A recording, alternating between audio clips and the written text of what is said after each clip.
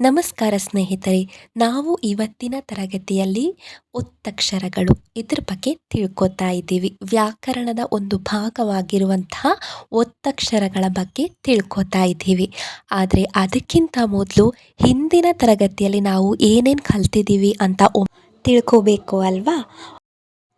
ವರ್ಣಮಾಲೆಗಳಲ್ಲಿ ಒಟ್ಟು 49 ಅಕ್ಷರಗಳು, ಅದರಲ್ಲಿ ಸ್ವರ 13, ವ್ಯಂಜನ 34, ಯೋಗವಾಹ 2. ಈಗಾಗಲೇ ನಾವು ತಿಳ್ಕೊಂಡಿದ್ದೀವಿ ವರ್ಣಮಾಲೆಗಳು, ಸ್ವರಗಳು, ವ್ಯಂಜನಗಳು, ಯೋಗವಾಹಗಳು ಅಂದರೆ ಏನು ಅಂತ ಅನ್ನೋದನ್ನು ಕೂಡ ನಾವು ತಿಳ್ಕೊಂಡಿದ್ದೀವಿ. ಮರಿಬಾರ್ದು ಅನ್ನೋ ಕಾರಣಕ್ಕೆ ಹೇಳ್ತಾ ಇದ್ದೀನಿ. ಸ್ವರಗಳು 13, ಅದರಲ್ಲಿ ಹ್ರಸ್ವ ಸ್ವರ ಮತ್ತು ದೀರ್ಘ ಸ್ವರ. ಹ್ರಸ್ವ ಸ್ವರ ಅಂದರೆ ಏನು? ಕಡಿಮೆ ಸಮಯದಲ್ಲಿ ಉಚ್ಚರಿಸುವಂತಹ ಅಕ್ಷರವನ್ನು ಹ್ರಸ್ವ ಸ್ವರ ಅಂತ ಹೇಳಿ ಕರೆದ್ರೆ, ದೀರ್ಘವಾಗಿ ಸ್ವಲ್ಪ ಹೆಚ್ಚು ಕಾಲ ಬಳಸಿ ಉಚ್ಚರಿಸುವಂತಹ ಅಕ್ಷರವನ್ನು ದೀರ್ಘ ಸ್ವರ ಅಂತ ಕರಿತೀವಿ ಅಂತಾನು ಹೇಳಿದ್ದೀನಿ. ಸ್ವರಗಳು ಯಾವುದು ಅಂತಾನು ಹೇಳಿದ್ದೀನಿ. ಅದಾದ ನಂತರ ನಾವು ವ್ಯಂಜನಗಳ ಬಗ್ಗೆ ತಿಳ್ಕೊಂಡಿದ್ದೀವಿ. ಒಟ್ಟು 34 ಗಳು, ಅದರಲ್ಲಿ ವರ್ಗೀಯ ವ್ಯಂಜನ ಮತ್ತು ಅವರ್ಗೀಯ ವ್ಯಂಜನ ಅನ್ನೋ 2 ವಿಧಗಳು ಇವೆ ಅಂತಾನು ಹೇಳಿದ್ದೇನೆ. ಅದರಲ್ಲಿ ವರ್ಗೀಯ ವ್ಯಂಜನದಲ್ಲಿ ಮತ್ತೆ ಇನ್ನೂ 2 ವಿಧಗಳನ್ನಾಗಿ ನಾವು ಕಾಣ್ಬೋದು. ಅದು ಅಲ್ಪ ಪ್ರಾಣ ಮತ್ತು ಮಹಾಪ್ರಾಣ. ಅಲ್ಪ ಪ್ರಾಣ ಅಂದರೆ ಸ್ವಲ್ಪ ಸಮಯದಲ್ಲಿ ಉಚ್ಚರಿಸುವಂತಹ ಅಕ್ಷರ, ಆದರೆ ಮಹಾಪ್ರಾಣ ಹೆಚ್ಚು ಉಸಿರು ನೀಡಿ ಉಚ್ಚರಿಸುವಂಥ ಅಕ್ಷರಗಳು ಅಂತ ಸಹ ಹೇಳಿದ್ದೇನೆ. ಅದಾದ ನಂತರ ನಾವು ಕಾಗುಣಿತವನ್ನು ಕಲ್ತಿದ್ದೀವಿ. ಕಾಗುಣಿತ ಅಂದರೆ ಏನು? ಒಂದು ವ್ಯಂಜನ ಅಕ್ಷರಕ್ಕೆ ಸ್ವರ ಅಕ್ಷರ ಸೇರಿದಾಗ ಉಂಟಾಗುವಂತಹ ಹೊಸ ಅಕ್ಷರವನ್ನು ನಾವು ಕಾಗುಣಿತ ಅಂತ ಹೇಳಿ ಕರಿತೀವಿ. ಇದಿಷ್ಟು ನಾವು ಹಿಂದಿನ 3 ತರಗತಿಗಳಲ್ಲಿ ಕಲ್ತಿದ್ದೀವಿ. ಇದರ ಮುಂದಿನ ಭಾಗ ಆಗಿರುವಂತಹ ಒತ್ತಕ್ಷರಗಳ ಬಗ್ಗೆ ನಾವು ತಿಳ್ಕೋಬೇಕು ಅಲ್ವಾ?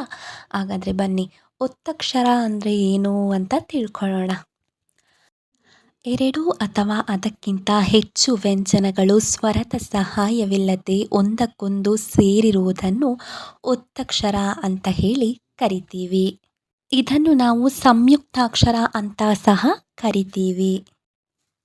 ನೋಡಿ ಇಲ್ಲಿ, 2 ಅಥವಾ 2ಕ್ಕಿಂತ ಹೆಚ್ಚು ವ್ಯಂಜನಗಳು ಮಧ್ಯದಲ್ಲಿ ಯಾವುದೇ ಸ್ವರದ ನೆರವಿಲ್ಲದೆ ಒಂದಕ್ಕೊಂದು ಸೇರಿ ಆಗುವ ಅಕ್ಷರಗಳನ್ನು ಒತ್ತಕ್ಷರ ಅಥವಾ ಸಂಯುಕ್ತಾಕ್ಷರ ಅಂತ ಹೇಳಿ ನಾವು ಕರಿತೀವಿ.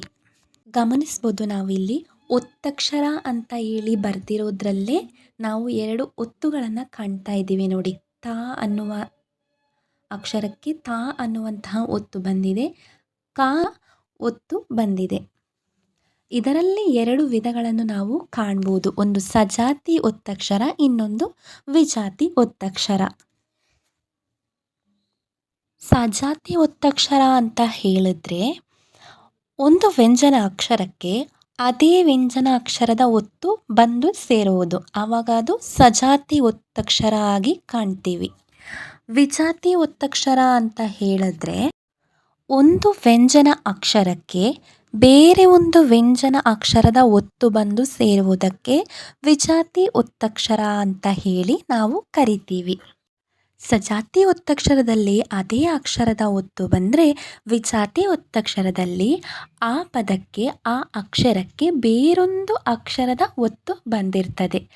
ಗಮನಿಸ್ಬೋದು, ನಾವು ಉದಾಹರಣೆಗಳನ್ನು ನೀಡಿದಾಗ ನಮಗೆ ಸ್ಪಷ್ಟವಾಗಿ ಅರ್ಥ ಆಗುತ್ತೆ. ಸಜಾತಿ ಒತ್ತಕ್ಷರ ಯಾವುದು, ವಿಜಾತಿ ಒತ್ತಕ್ಷರ ಯಾವುದು ಅನ್ನೋದು ಉದಾಹರಣೆಗಳನ್ನು ನೋಡಿದಾಗ ನಮಗೆ ಅರ್ಥ ಆಗುತ್ತೆ. ಹಾಗಾದರೆ ಉದಾಹರಣೆಗಳನ್ನು ನೋಡೋಣವಾ? ಮೇಲೆ ಕಾಣಿಸ್ತಿದೆ ಅಲ್ವಾ ಸಜಾತಿ ಒತ್ತಕ್ಷರ. ಉದಾಹರಣೆ ನೋಡ್ಕೊಳ್ಳಿ. ಅಮ್ಮ, ಅಪ್ಪ, ತಮ್ಮ, ಅಕ್ಕ, ಕಣ್ಣು, ಒತ್ತು, ಎತ್ತು, ಎಮ್ಮೆ. ನೋಡ್ಬೋದು, ಇಲ್ಲಿ ಅದೇ ಅಕ್ಷರಕ್ಕೆ ಅದೇ ಅಕ್ಷರದ ಒತ್ತು ಬಂದಿರೋದ್ರಿಂದ ಇದು ಸಜಾತಿಯಾಗಿದೆ.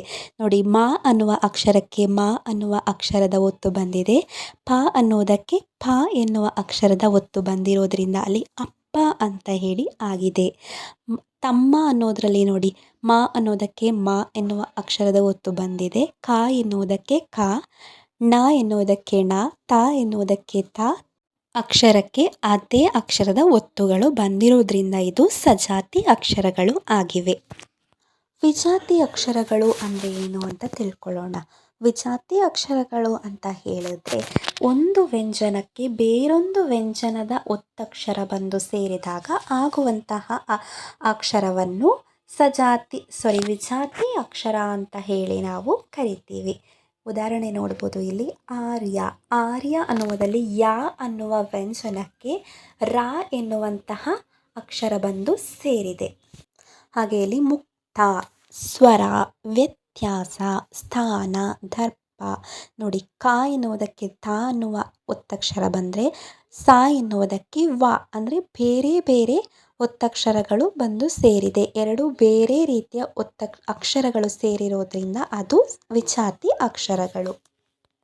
ಒಂದು ವ್ಯಂಜನ ಅಕ್ಷರಕ್ಕೆ ಇನ್ನೊಂದು ವ್ಯಂಜನ ಅಕ್ಷರದ ಒತ್ತು ಬಂದು ಸೇರಿರೋದ್ರಿಂದ ಅದು ವಿಜಾತಿ ಅಕ್ಷರ ಅಂತ ಅನ್ನಿಸ್ಕೊಳ್ತದೆ. ಉದಾಹರಣೆ ನೋಡ್ಬೋದು ಇಲ್ಲಿ ಇನ್ನೊಂದು ಒಂದಕ್ಕಿಂತ ಹೆಚ್ಚು ಒತ್ತುಗಳು ಬಂದಿದೆ ನೋಡಿ. ಸ್ತ್ರೀ ಅನ್ನುವ ಪದದಲ್ಲಿ ಸಾ ಅಕ್ಷರಕ್ಕೆ ತ ಅಕ್ಷರ ಬಂದಿದೆ, ರಾ ಅಕ್ಷರ ಬಂದಿದೆ. ನೋಡಿ ಇಲ್ಲಿ ಗಮನಿಸ್ಬೋದು. ಇಲ್ಲಿ ಒಂದಕ್ಕಿಂತ ಹೆಚ್ಚು ಒತ್ತುಗಳು ಸೇರಿರೋದ್ರಿಂದ ಇದನ್ನು ವಿಜಾತಿ ಅಂತ ಹೇಳಿ ಕರಿತೀವಿ. ಹಾಗೆ ಇನ್ನೊಂದು ಉದಾಹರಣೆ ನೋಡ್ಬೋದು, ಸ್ವಾತಂತ್ರ್ಯ. ನೋಡಿ, ತ್ರ್ಯ ಅನ್ನುವುದಲ್ಲಿ ತ ಎನ್ನುವ ವ್ಯಂಜನಕ್ಕೆ ರಾ ಎನ್ನುವ ಅಕ್ಷರದ ಒತ್ತು, ಯಾ ಅನ್ನುವ ಅಕ್ಷರದ ಒತ್ತು, ಎರಡು ಬೇರೆ ಬೇರೆ ವ್ಯಂಜನಗಳ ಒತ್ತುಗಳು ಬಂದು ಸೇರಿರೋದ್ರಿಂದ ಅದನ್ನು ವಿಜಾತಿ ಅಕ್ಷರ ಅಂತ ಹೇಳಿ ನಾವು ಕರಿತೀವಿ. ಎರಡು ಅಥವಾ ಅದಕ್ಕಿಂತ ಹೆಚ್ಚು ಅಕ್ಷರಗಳು ಸ್ವರದ ಸಹಾಯವಿಲ್ಲದೆ ಒಂದಕ್ಕೊಂದು ಸೇರಿಕೊಂಡಿರುವುದನ್ನು ಒತ್ತಕ್ಷರ ಅಂತ ಹೇಳಿ ನಾವು ಕರೆದ್ರೆ ಅದರಲ್ಲಿ ಎರಡು ವಿಧಗಳನ್ನು ನಾವು ಕಾಣ್ಬೋದು. ಒಂದು ಸಜಾತಿ, ಇನ್ನೊಂದು ವಿಜಾತಿ. ಸಜಾತಿ ಒತ್ತಕ್ಷರ ಅಂದರೆ ಅದೇ ಅಕ್ಷರಕ್ಕೆ ಅದೇ ಅಕ್ಷರದ ಒತ್ತು ಬಂದು ಸೇರಿದರೆ ಅದು ಸಜಾತಿ ಒತ್ತಕ್ಷರ. ಹಾಗೆ ಒಂದು ಅಕ್ಷರಕ್ಕೆ, ಒಂದು ವ್ಯಂಜನಕ್ಕೆ ಬೇರೊಂದು ವ್ಯಂಜನದ ಒತ್ತುಗಳು ಬಂದು ಸೇರಿದಾಗ ಅದು ವಿಜಾತಿ ಒತ್ತಕ್ಷರ ಆಗಿ ಬದಲಾವಣೆಗೊಳ್ತದೆ. ಇದಿಷ್ಟು ಇವತ್ತಿನ ತರಗತಿ. ಏನಾದರೂ ಡೌಟ್ಸ್ ಇದ್ದರೆ ಕೇಳ್ಬೋದು.